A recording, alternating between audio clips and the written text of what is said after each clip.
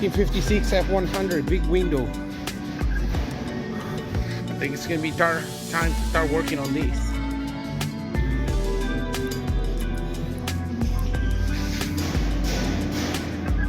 This truck is just beautiful.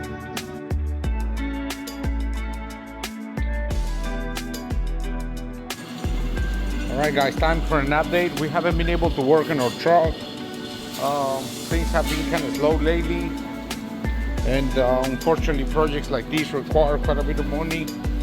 I mean, there are a lot of things that can be done, but they haven't happened. And you know, I've been so busy, I haven't been able to work on this. I'm gonna try to, once I finish the little project that I'm doing, I should be able to work on this. We got several things that we can actually do without having to spend any money right now, but we need time, so we're gonna be working on this for the next couple of weeks. So stay tuned. I'm gonna keep you posted once we get things going over here.